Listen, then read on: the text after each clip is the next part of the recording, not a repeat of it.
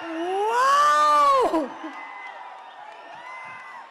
Grace అనే పదానికి బొట్టు కోసి నామకరణం చేసిన హీరో, మాస్ స్టెప్పులకి కట్అవుట్ ఎలా ఉంటుందో చూపించినటువంటి మా హీరో, మా మెగాస్టార్ చిరంజీవి గారి స్టెప్ రీక్రియేట్ చేయడానికి మీరు రెడీయా? తీసుకోండి, సెల్ ఫోన్లు ఆన్ చేయండి, ఫ్లాష్ లైట్లు వచ్చేస్తున్నారు. ఆట సందీప్ మాస్టర్ టీమ్ తో ఆయన ఈ పాటకి కొరియోగ్రఫీ చేశారు. మరి మీ స్టెప్పులతో పాటు ఒక్కసారి మీకు మళ్ళీ రిహర్సల్ కోసం ఎన్నిసార్లు చూసినా బోర్ కొట్టదు కాబట్టి let's have once again the video please. Repeat. Phones ready, phones. Flashlight ready. I don't ever slow up, no I don't take shit. I got no love for the fakeness. If you wanna play tough and wanna hate this, I'll always show up and make a statement. I don't ever slow up, no I don't take shit. I got no love for the fakeness. If you wanna play tough and wanna hate this, I'll always show up and make a statement. Everything I do so instinctive and so passionate. Every word I move so descriptive like an adjective. I got a vendetta against people who patented being negative when you should be getting after it. I got facts over tracks, isn't that spitting slow, spitting fast. I could roast, I could gas, think I'm okay at last, but I don't know if that can erase all the past and the pettiness.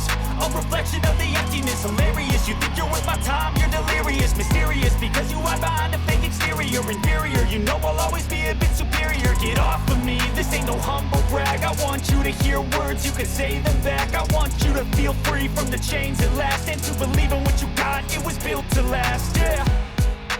Now that I've been put through hell, I never got anyone's help.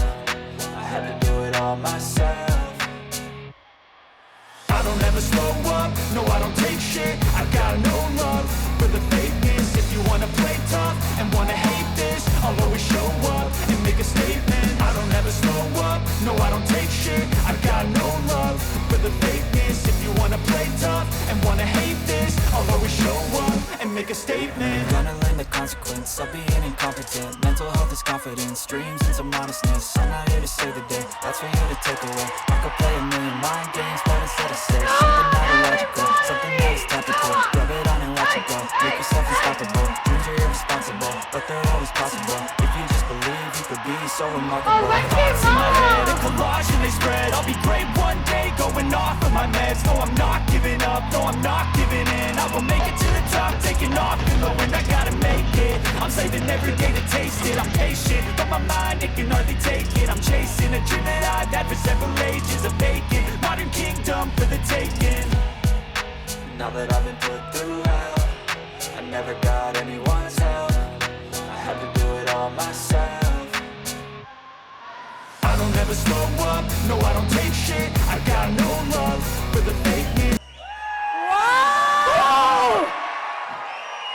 Boss బాగుంది మీ grace and Venkatesh garu, what a spot you are. And ఇదే ఉత్సాహాన్ని, ఇదే ఊపుని continue చేస్తూ ఆట Sandeep master and team ని వేదిక మీదకి ఆహ్వానం చేస్తున్నాము.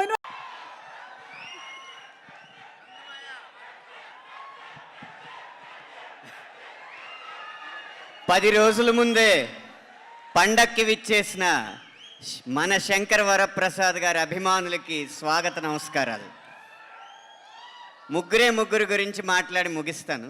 మొదటి వ్యక్తి, సినిమా విడుదలకు ముందే పాట 35 మిలియన్లు దాటి 45 మిలియన్లకి దూసుకుపోవడానికి కారణమైన సంగీత దర్శకుడు భీమ్ సిస్రోలియో గారు. ఇంత వేగంగా నడిచే పాటలో కూడా ప్రతి పదాన్ని వినిపించేలా పాడించినందుకు శశిరేఖ పాట స్వరకల్పన గానం చేసిన భీమ్ సిస్రోలియో గారికి నా కృతజ్ఞతలు.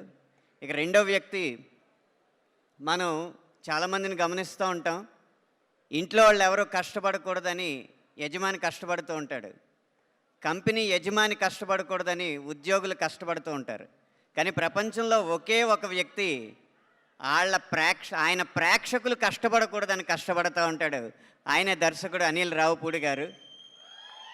ప్రతి పదాన్ని ఇది మా ప్రేక్షకులు అర్థం చేసుకోలేరు, ఇంకొంచెం సులువుగా రాయండి, ఇది మా ప్రేక్షకులకి నచ్చదు, ఇంకొంచెం మంచి పదం రాయండి అని చెప్పి ప్రేక్షకుల కోసమే పనిచేస్తున్న దర్శకుడు అనిల్ రావుపూడి గారికి కృతజ్ఞతలు. ఇక మూడవ వ్యక్తి, ఈ పండక్కి తోడల్లుడు వెంకీ గారితో పాటు వస్తున్న పెద్దల్లుడు మన శంకర్ వరప్రసాద్ గారైన మెగాస్టార్ చిరంజీవి గారు. మీకు ఒక చిన్న వ్యక్తిగతమైన విషయం మీతో పంచుకోవాలి. ఈ పాటలో జరిగిన విషయం, చిరంజీవి గారు ఇంట్లో శశిరేఖ గారిని అనేక సందర్భాల్లో అనేక విధాలుగా పిలుస్తుంటారు. ఒక సందర్భంలో మనతో పంచుకున్నారు. ఆయన బాగా గంభీరంగా ఉంటే సురేఖ అని పిలుస్తారు, బాగా సరదాగా ఉంటే రేఖ అని పిలుస్తారు. 99% సరదాగానే ఉంటారు. కాబట్టి ఈ పాటలో ఆ రేఖ అన్న పదం ఎలా పెట్టాలని ఆలోచించి ఒక చోట అది దొరికినప్పుడు యురేఖ అని నాకు నేనే సంతోషపడి యురేఖ నువ్వు కేక భలే బాగుంది రేఖ అని పెట్టి ఈ సినిమా విడుదల సందర్భంలోనే కాదు, విజయవంతమైన సందర్భంలోనే కాదు, కలకాలం ఈ పాట వాళ్ళ ఇంట్లో పాడుకోవాలని చెప్పి ఈ పాట రాయడం జరిగింది. అది మీ అందరికీ నచ్చడం చాలా సంతోషం. ఆఖరిగా ఒకే ఒక్క మాట, మన శంకర వరప్రసాద్ గారు పండక్కి వస్తున్నారు అని ఎంత నిజమో, మన శంకర వరప్రసాద్ గారు పండగ తెస్తున్నారు అనేది కూడా అంతే నిజమని మనవి చేసుకుంటూ సెలవు తీసుకుంటున్నాను. థ్యాంక్ యూ అనంత్ శ్రీరామ్ గారు. ఒక్కొక్కళ్ళు సాహిత్యం మాత్రమే కాదు, సంగీతంలో కూడా నిష్ణాతులు. సార్, అందరికీ నమస్కారం అండి.